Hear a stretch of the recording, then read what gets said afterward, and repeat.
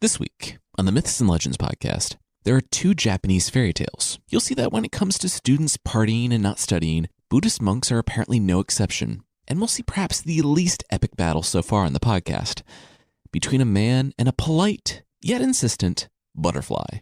The creature this time is a mean cow who just wants to laugh at your misfortune, unless you're eating soup. In that case, run for your life.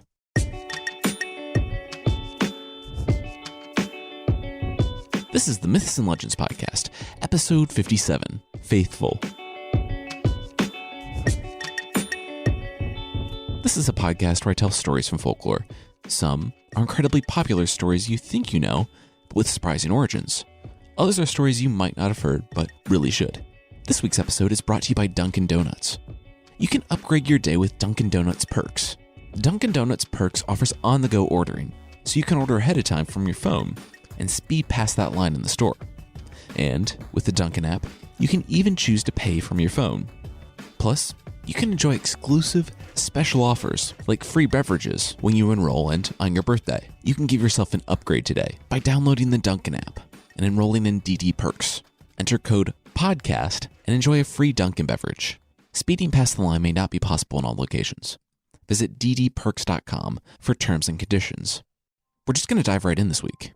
These stories are fairy tales, so historical period doesn't really matter. The second one deals with Buddhism a bit, but we'll talk about that as we go. The first story is about a dying man and his annoyed, yet dutiful, extended family.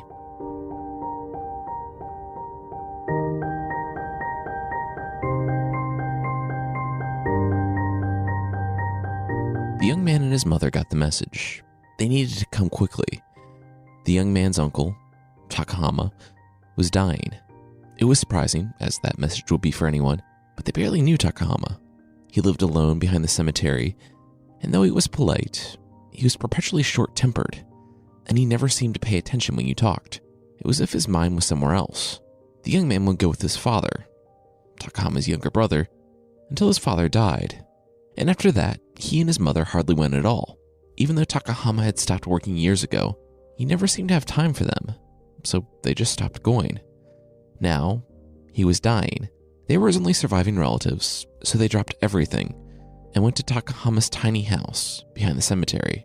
Even though it was a cool spring day, the shack was stifling. The doctor greeted them and said he didn't know who else to call. Takahama had collapsed while leaving on a walk. His heart was failing him in his advanced age, and it looked as if he only had hours to live. The most they could do now was make him comfortable and be with him so that he wasn't alone in his final hours. The mother and son agreed. It was the least they could do. A few hours passed, and they watched his pained, labored breathing. The mother held his hand, and the son looked around.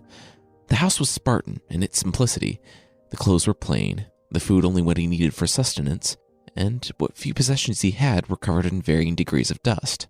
Then, the young man's mother tapped him on the arm and pointed with urgency to Takahama's head. The young man looked at his uncle and saw a large white butterfly resting on the man's forehead. The mother mouthed the words, "Get it off him," and the son stood and brushed the butterfly away. He sat down and saw that the butterfly had landed back on Takahama's forehead. The young man sighed and stood and again swatted the butterfly away, and again it returned immediately to Takahama's forehead. The young man grabbed a dusty fan from the shelf, opened it, and swatted at the butterfly a third time, but again, the butterfly landed on Takahama's head.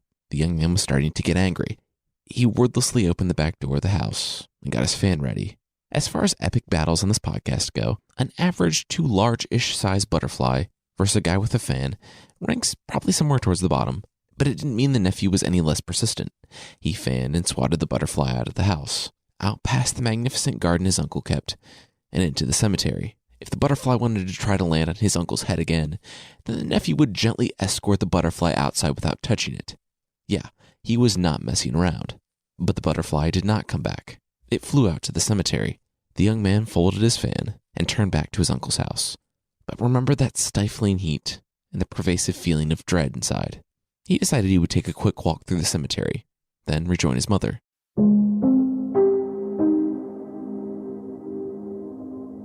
The afternoon was cool, and the cherry trees were in bloom, and he enjoyed it so much that he walked much farther than he had intended when he remembered his mother He looked up and noticed that he was in an older part of the cemetery. The graves here were not as well maintained. Some even had moss growing on them, and the paths didn't seem as well traveled, except for one. Despite the date of death being nearly 60 years ago, it looked as nice as some of the new headstones that he had seen near the front.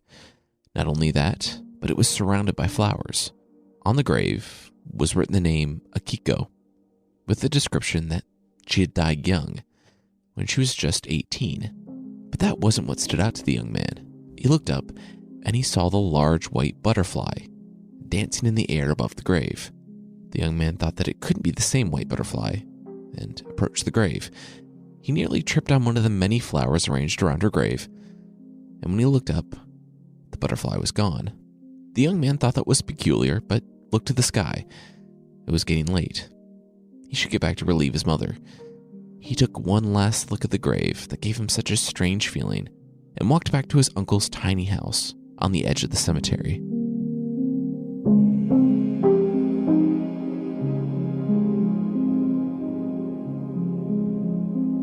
Takahama was gone. The nephew consoled his mother, who had been with Takahama in his final moments.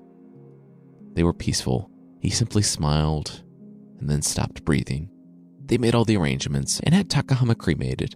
Sometime later in the week, the young man, who for some reason couldn't stop thinking about the white butterfly, asked his mother if the name Akiko meant anything, and the mother just shrugged. No, didn't ring any bells. Then, a few days later, the mother called the young man to the main room of the house and asked, "Where did you hear the name Akiko?" In the week since Takahama's death, the mother was tasked with going through Takahama's things and settling his meager estate. It wasn't a hard job, but she finally got to his journals. They were simple, and every entry was like a letter to someone named Akiko. The journals dated back almost 60 years.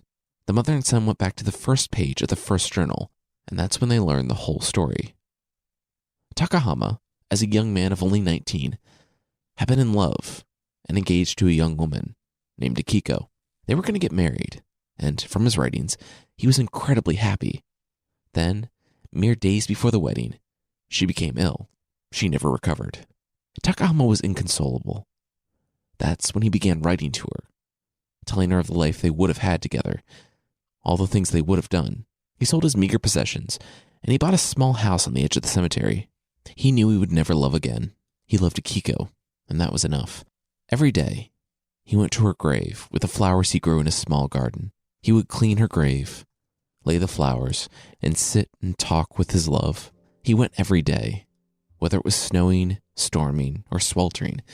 It didn't matter. Then, the young man gasped. The white butterfly. It wasn't just some butterfly. It was Akiko. On the day that Takahama couldn't come to her grave, on the last day of his life, she had come to him. The mother and son read through Takahama's journals, through he and Akiko's tragic and beautiful love story. When they came to the end, they knew that there was only one thing to do. They took Takahama's ashes and laid them to rest at the grave where he had spent so much time. Finally, in death, he was with Akiko. The young man put his arm around his mother as they left the cemetery. If they would have looked back, they would have seen 2 white butterflies fluttering happily in the air above the grave.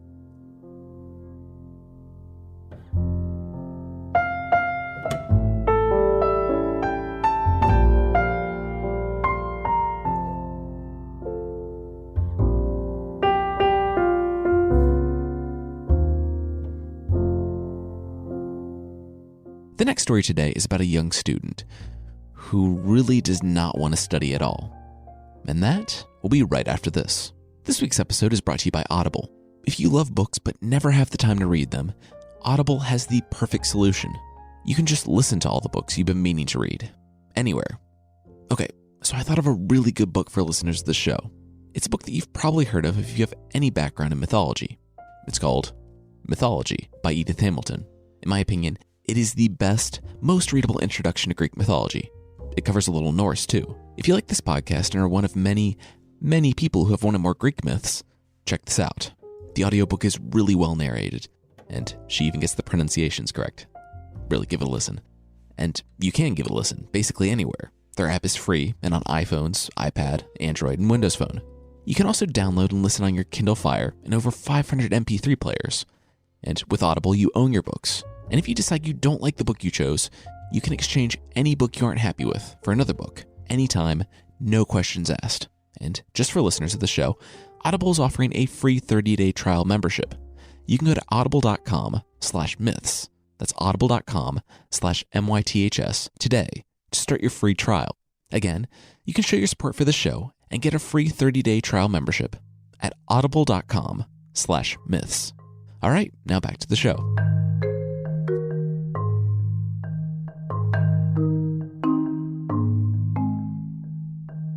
The young monk was filled with anxiety, that kind of persistent, gnawing, back of your mind anxiety, where you know you should be doing something, but you aren't. What the young monk should be doing was being a monk. He should be studying, learning the sutras, praying, helping around the temple, but he wasn't. That was just a lot of work, and hard work is hard. Sometimes, when he finally got enough motivation to go do something about the gnawing guilt, he would go to the temple of Horinji, just west of the capital, Kyoto, and pray for the motivation to do something. He would come back refreshed and ready to study and dive into the Lotus Sutra for a few days, and then backslide into his old ways. Apparently, very little has changed for students over the years, because partying and hanging out with friends was way more fun than studying. The trips to the temple were kind of waning in the amount of motivation they would provide, but it was still a nice way to do something without actually studying, because that's hard. One time, he ran into one of his old friends leaving the temple, and he and his buddy stood there talking until well after sundown. It got to be too late to head back to his home temple on the mountain, so the monk asked if he could stay with his friend. He couldn't. He said there was a kind family down the way that often took in monks. He gave the young monk directions. Walking down the street in 17th century Japan, he finally found the house, but it was shut tight. The family was on vacation. He shivered in the cold of the night. He hadn't planned for this.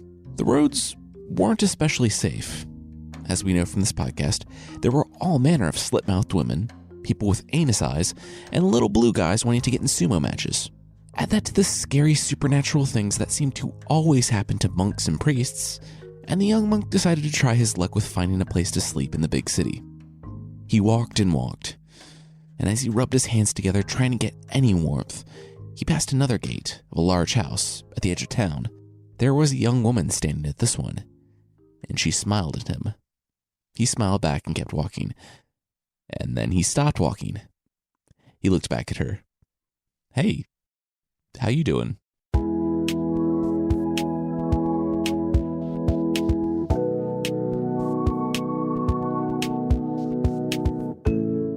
The young monk was surprised that it worked. The young woman lived in the house alone, without any husband or family. Her husband had died the previous spring, and she lived here with just some servants. She invited him to dinner, and they ate and talked. She asked all about his studies as a monk, and he asked all about her. They got on well, and the evening wore on, and eventually she showed him to his room. It was a large house. She said she and her husband had been hoping for many children, but it obviously wasn't to be. She said goodnight, and minutes later, the monk heard her door slide shut down the hall.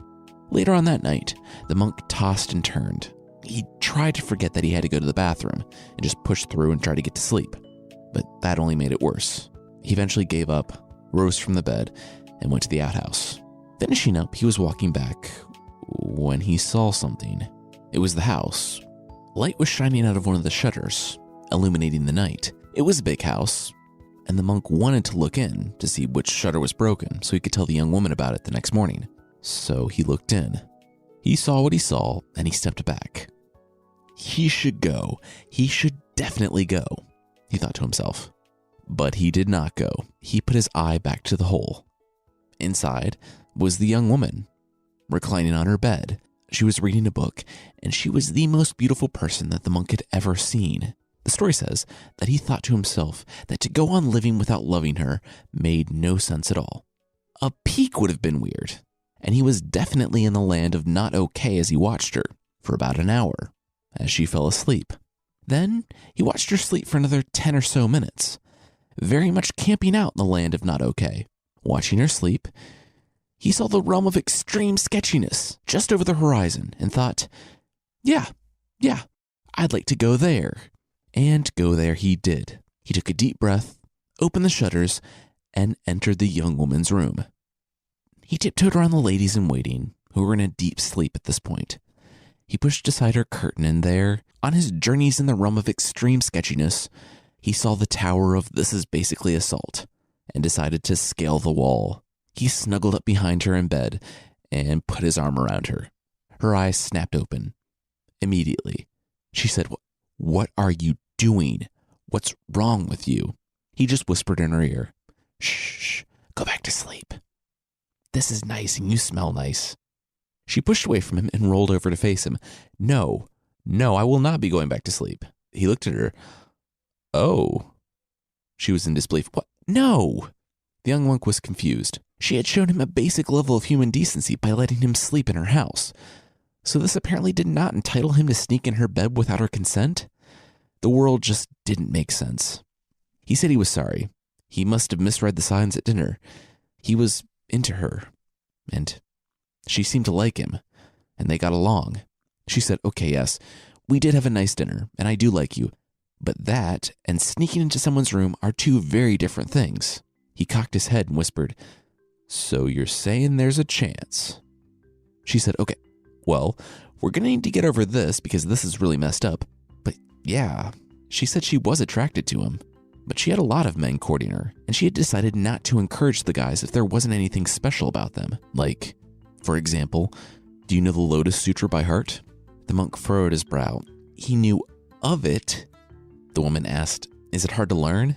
He said, "Well, no, not for someone as smart as me. I've just spent too much time having fun and not studying." The young woman said, "Well, okay, how about this? You come back and chant the Lotus Sutra by heart, and we can be together."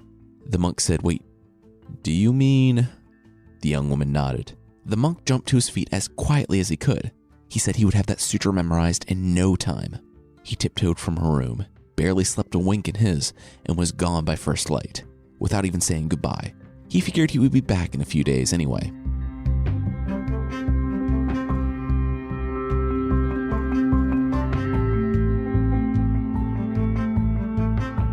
It ended up taking the monk 3 weeks cloistered in his mountain temple, memorizing the sutra. Also, real quickly, the sutras are teachings of the Buddha, or one of the Buddha's disciples. We're not really going to go into it, but the sutras were important for monks and priests to know and recite. After the first week, it became clear that the monk wasn't going to be back in a few days. I looked up the English translation of the Lotus Sutra, and it is pages and pages long. I linked it on mythpodcast.com. And the fact that it only took this character 3 weeks to get the whole thing is still fairly impressive. Anyway, she started sending letters to him after the first week, and every couple of days he would get one from her. They started as polite, but they soon became warmer and warmer. She sent him care packages and wished him the best on his studies, telling him she looked forward to seeing him soon. That was all the encouragement he needed. As far as he could tell, she really cared for him. Today was the day. He was confident that he knew the sutra well enough to finally be with the woman he loved. He gathered up his things and ran through it in his mind as he made the long walk down the mountain paths and through Kyoto. He wanted to rush to her when he saw her, and he could hardly wait to show her all that he'd accomplished in just a few weeks. They sat at dinner, and he went through the sutra, and he did it perfectly. They talked happily until it was time to go to bed. The monk laid awake in excitement, staring up at the ceiling. Eventually he got up and went outside, and noticed that the woman had repaired the broken shade in the past few weeks. He went inside and to the door to her bedroom. This was a risk, but he took a deep breath and slid the door open. There weren't any ladies in waiting or anything, just the woman, asleep on her bed in the center of the room. The monk went right to her and laid down behind her, putting his arms around her. There was far less shock this time when she woke, and the monk kissed her. He had memorized the Lotus Sutra, and they could finally be together. But the monk could tell that something was wrong. She was acting strangely. When it became obvious that she wasn't really keen on anything, the monk asked her what the problem was. Didn't she want to be with him as much as he wanted to be with her? She said, well, yeah. She did care for him quite a bit. Well, at least the man she thought he was. The man she thought he could be. When she saw him reciting the sutras, she saw a man who had done something amazing. He had put all his effort into something, and it had been beautiful. And that had only been a few weeks. Imagine what he could do with more time. The monk sat up. "What are you saying?" he asked. She said that she didn't want to be the reason that he stopped his learning, and she didn't want to be with a man who had such an amazing intellect and ability, yet was simply satisfied with just scratching the surface and learning one sutra. The monk said, what's happening?" She said that she saw it today. He could be a great scholar. She said, "That's what I want for you. That's what I want for us." He said, okay, but we could be together and then I could be a great scholar." She said she couldn't. She said she would be a distraction. Besides, she said that she wanted to see that he could be the great man that she knew he could be, not someone who just stops at one sutra. He sighed. This was not how he thought this night was going to go at all. He said to be a great scholar meant that he would need to study a lot, for years. She nodded. She asked around and knew it would take years, but she would wait for him. She would keep sending him letters and care packages and fund his studies, and no matter how long it took, she wouldn't marry and she wouldn't love anyone else. At the end of it, they could be together, just like he had been dreaming about. The young monk sighed. It was obvious that the night he thought they were going to have together wasn't going to happen, but he couldn't help but be moved by the confidence she had in him. He, personally, had never seen it as possible that he could be some great scholar, but he had memorized the entire Lotus Sutra in just a few weeks. Maybe he could be someone. And also, he really wanted to be with her. He took a deep breath. Okay, he would do it. He would put everything he had into his studies, and they could finally live happily together when he was done. They laid there, holding each other, until the sun rose the next morning. They had breakfast together, and the monk left for his temple on Mount Hiei. Okay, before moving on, I should say that the ability for Buddhist monks to marry varies widely based on location, and in general, it seems like they were and are able to in Japan. Anyway, he tore into his studies like a man possessed. The thought of seeing her again was like a fire beneath him, and at the end of 2 years, he was known as one of the greatest budding scholars of his generation. At 3 years, it was beyond all doubt. At every debate, and at every talk on the teaching of the Buddha, he completely outshone everyone, displaying profound wisdom and insight every time he spoke. His teachers couldn't believe their eyes. The young man who had spent years partying and coasting in his studies had completely changed his life, until they were proud to consider him an equal. He had become every bit the man the young woman had believed he could be. He had become even more. Still, the monk was nervous. He had displayed his ability before the best in the empire, but now, when going to meet the young woman, he prayed that it was enough. His love had only grown. They'd been writing letters for years, and he couldn't bear to spend more time apart from her. He traveled to Kyoto and to the woman's house on the outskirts of town. Then, he saw her. She was standing by the gate, smiling, and she was even more beautiful than he remembered. He couldn't take his eyes off of her. Now, he knew that it was time. Tonight was the night. They would be together.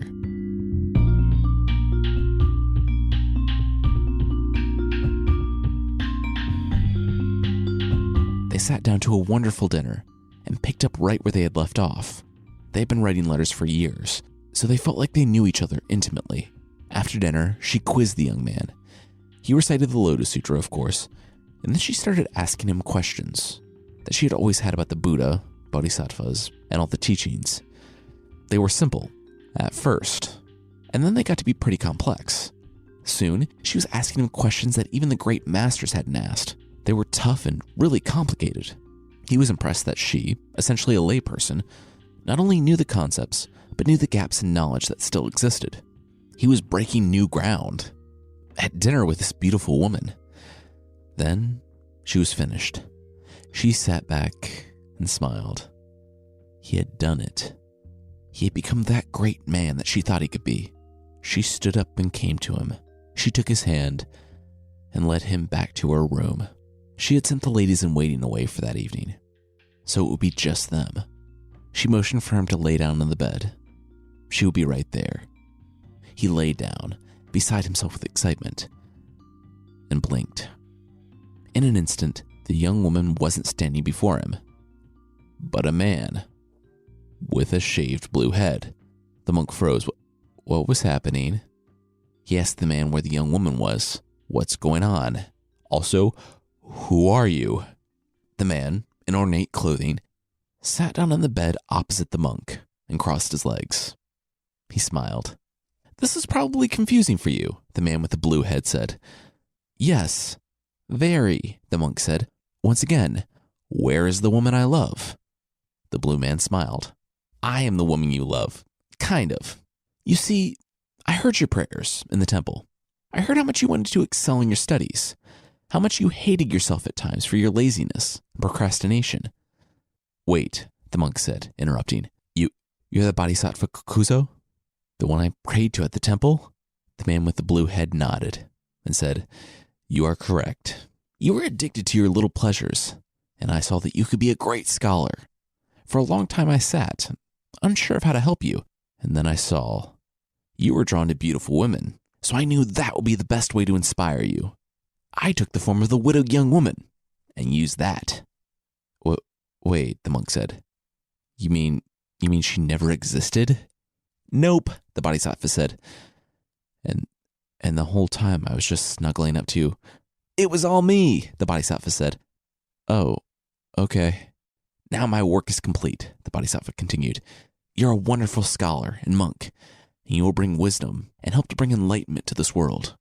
So she really doesn't exist, right? The monk continued, in extreme disbelief.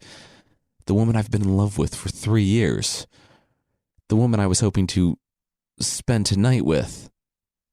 Nope. Instead, you have hours upon hours of studying to console you, and a life of hard work as a religious scholar ahead of you.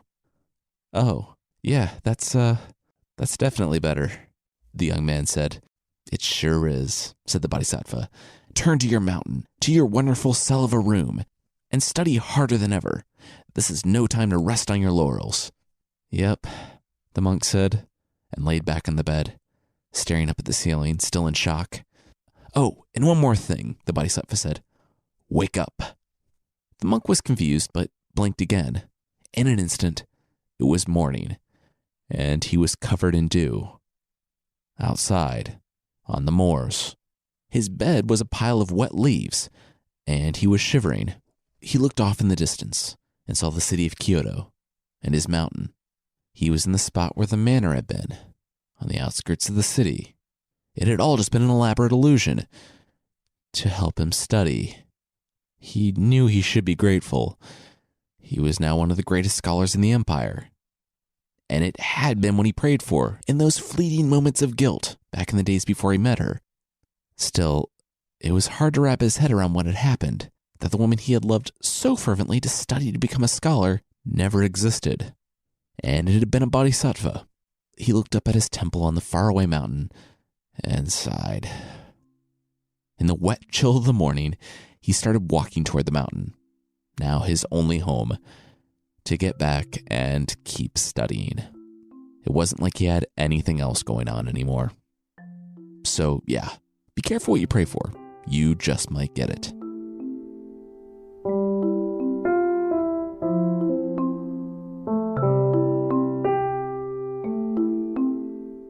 Real quickly, we should talk about the bodhisattva.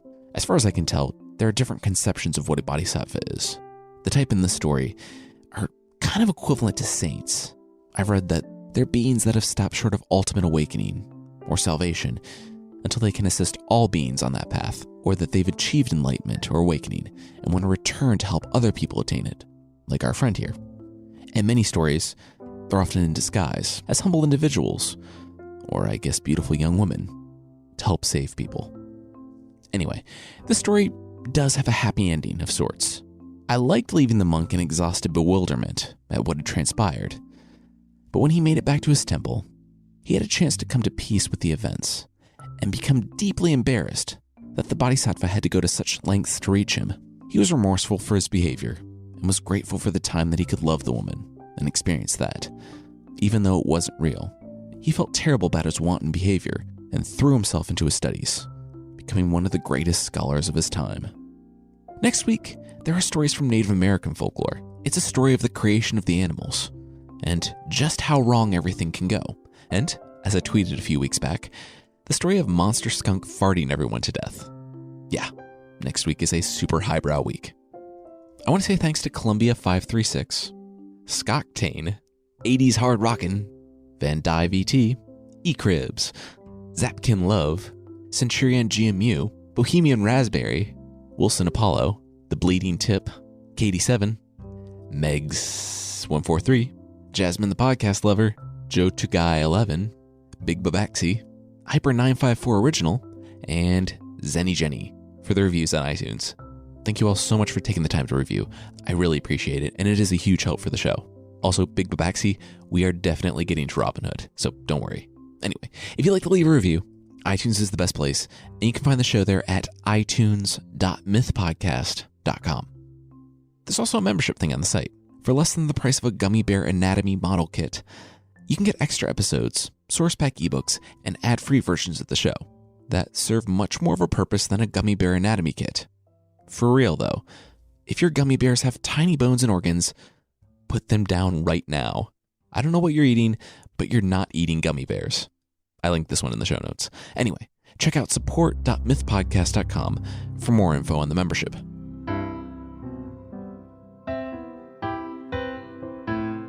The creature this week is the Headley Cow. It comes from the village of Headley in northern England.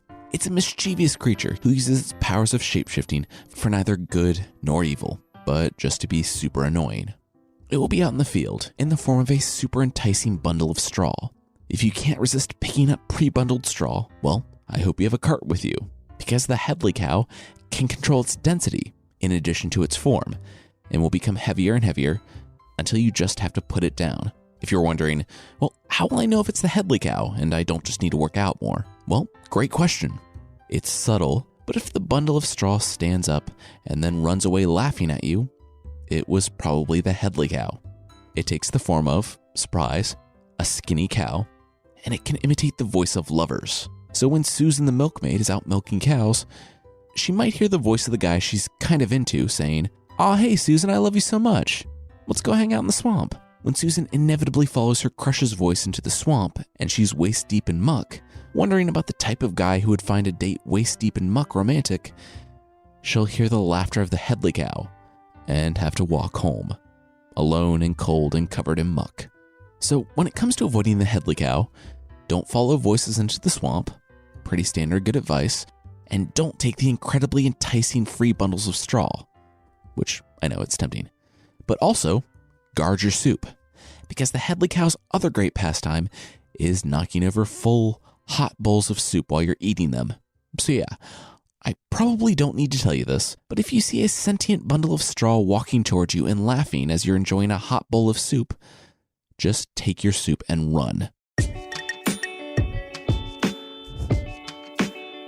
That's it for this week. The theme song is by the band Broke for Free, and the Creature of the Week music is by Steve Combs.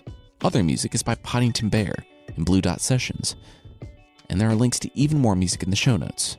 You can follow the show on Twitter, Facebook, and Instagram at Myth Podcast. Thank you so much for listening, and I'll see you next time.